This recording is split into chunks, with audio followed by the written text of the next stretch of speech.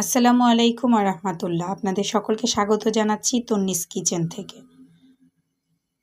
আমরা আজকে করে দেখাবো সাদা তিলের সন্দেশ। এতে আমাদের অবশ্যই লাগছে সাদা তিল। আমি এখানে 250 গ্রাম পরিমাণে সাদা তিল নিয়েছি, যেটাকে হালকা ভেজে আমি ব্লেন্ড করে নিয়েছি।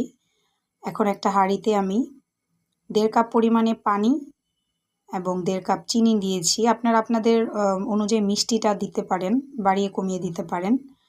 আমি এখানে 1.5 কাপ চিনি দিয়েছি, সাদা চিনি, এটাতেই যথেষ্ট মিষ্টি হবে।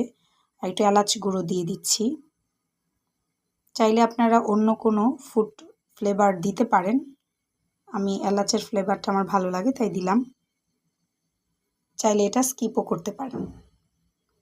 এখন আমাদের চিনি শিরাটা খুব ভালোভাবে জাল হয়ে আসবে।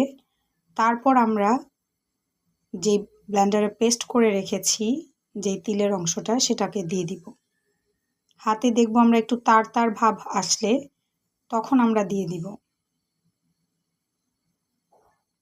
এই তিলের সন্দেশ মিষ্টিটা খেতে খুবই অসাধারণ হয়, আর এটা খুব ভালো একটা প্রাইজে সেল করা হয়। আমার চিনিটা তার তার হয়ে গেছে প্রায়। আমরা এই মুহূর্তে দিয়ে দিব। চিনির শিরাতে আমরা দেওয়ার সাথে সাথে খুব ভালোভাবে মিক্সড করে নিতে হবে।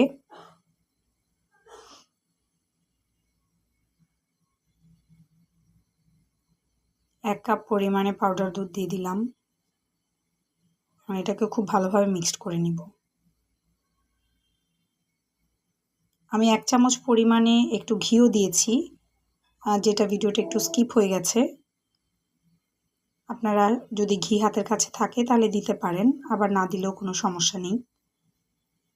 এখন এটা যখন প্যান থেকে একদম আঠালো হয়ে উঠে আসবে, তখন আমরা যে পাত্রে দিব সেই পাত্রে সাজিয়ে নিব ব্লেন্ড করে।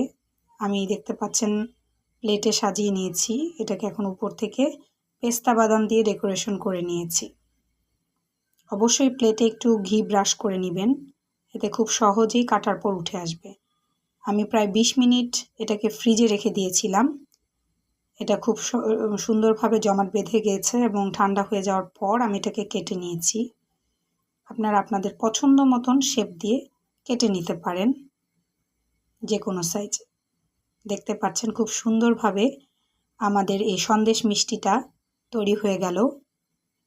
তিলের সন্দেশ মিষ্টি, যেটা খুব চড়া প্রাইজে বাইরে পাওয়া যায়।